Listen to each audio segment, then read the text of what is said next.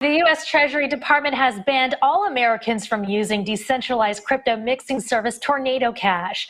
Blockchain analytics firm Elliptic has identified at least $1.5 billion in proceeds from crimes such as ransomware, hacks, and fraud have been laundered through Tornado Cash. Joining us now to discuss the crypto is David Carlisle. He's the head of policy and regulatory affairs at blockchain analytics firm Elliptic. Hello there, David. So the Treasury Department says Tornado Cash has been used to launder more than $7 billion. Quite a difference from your own calculations. Maybe you can help me work out the differences here. Yeah, sure. Thank you for having me. So the $7 billion figure that the U.S. Treasury cited in its statements about Tornado Cash is actually the total value that passed through Tornado Cash over time. So both legitimate and legitimate funds flows that went through this particular mixing service that operated in Ethereum and other blockchains. When we looked at the numbers at Elliptic, what we found was that about $1.5 billion or 20% of that $7 billion figure was attributable to known illicit actors. So actors involved in things like cyber theft, ransomware, and other types of crimes. And a significant amount of that illicit activity was actually attributable to North Korea. We think about more than $400 million worth of payments were actually for North Korean cyber criminals. So I think that was the main distinction in terms of the figure that the Treasury cited versus what we note there as a illicit figure. But needless to say, I mean, this was a mixing service that was very prolific in terms of the scale of illicit transactions that it processed. And that's the reason why the Treasury Department sanctioned it.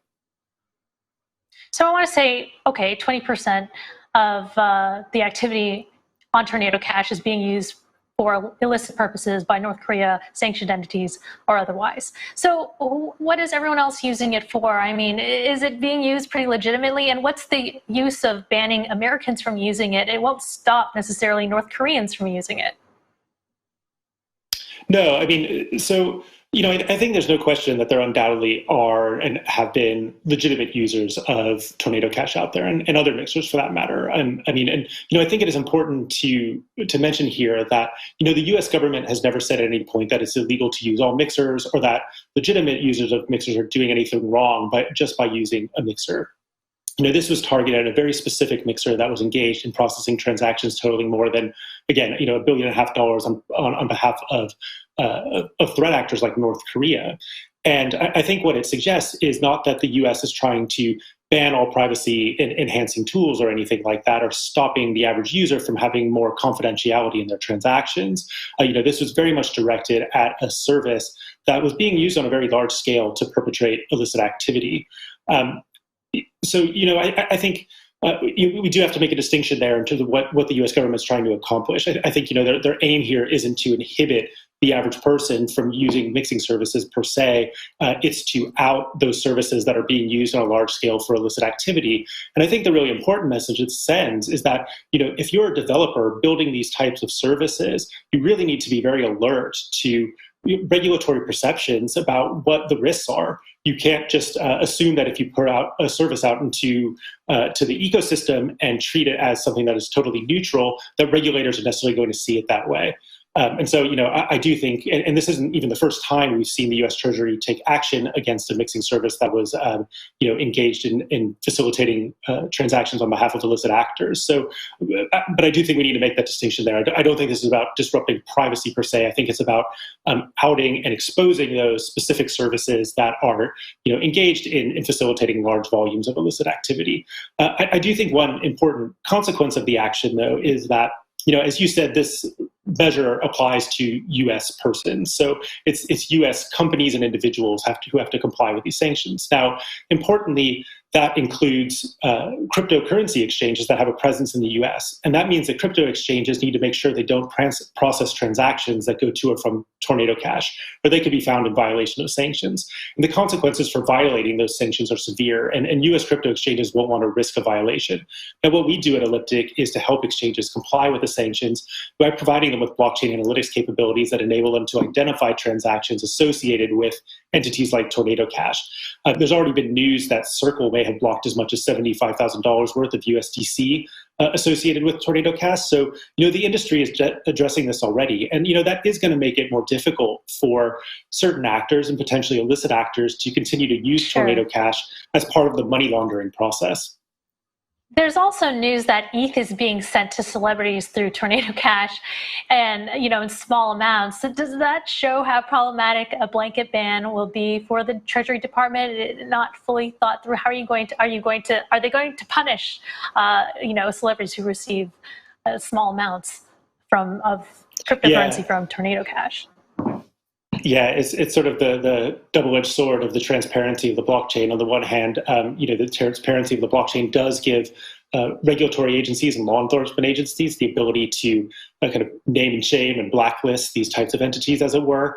But one of the problems of that is that even legitimate users of these types of services, or those who might interact with it unwittingly, that have a permanent record on the blockchain showing that their wallet is effectively tainted by Tornado Cash. And there have been, as you've noted, these sort of dusting attacks, as they're called, where funds are being sent to celebrities and other individuals, tainted funds from Tornado Cash, which will forever be on the ledger. I don't think in those particular cases, that OFAC or the U.S. Treasury is going to go after innocent individuals who've just been the victim of these types of attacks. When enforcement agencies, look for punishing violations, they look at indications of willfulness and intent. So I think innocent victims don't really have anything to be worried about. But again, where, say, a cryptocurrency exchange or other business is potentially in receipt of large volumes or amounts of funds from a service like Tornado Cash going forward, that is something to be concerned about, because the consequences of large-scale and more violations are much more severe.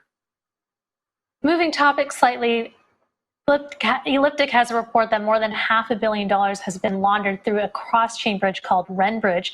We have an Elliptic chart showing the flow of Bitcoin from wallets linked to a cybercrime group known as Ryuk to Renbridge. How are you able to figure this out? Yeah, so I guess for those in the audience who might not be as familiar, cross-chain bridges are services that allow individuals to transfer their Bitcoin or Ethereum seamlessly across and into other blockchains. And this is something that's really enabling the growth of the DeFi ecosystem, because before you could really move seamlessly across blockchains, it was really hard for DeFi services to really grow to the size and scale that they have. Now, one consequence of this ability to move across chains very rapidly is that criminals are able to use that capability to try to swap funds from, say, Bitcoin, if they've obtained Bitcoin through ransomware or some other crimes, and move them through a bridge into Ethereum or other crypto assets. And what we've seen over the past, especially year or so, is that criminals are becoming much more adept in their ability to use and abuse these types of bridge services. And as you noted, the Renbridge, which is a bridge that facilitates transfers between Bitcoin, Ethereum, and some other blockchains, we've seen about $540 million worth of criminal proceeds going through that bridge alone. We've seen other bridges handling, or passing through large volumes of criminal proceeds as well. And we're also seeing that a lot of these bridges are subject to hacking and cybercrime. We actually, over the past few months, we've seen billions of dollars hacked from these exchanges.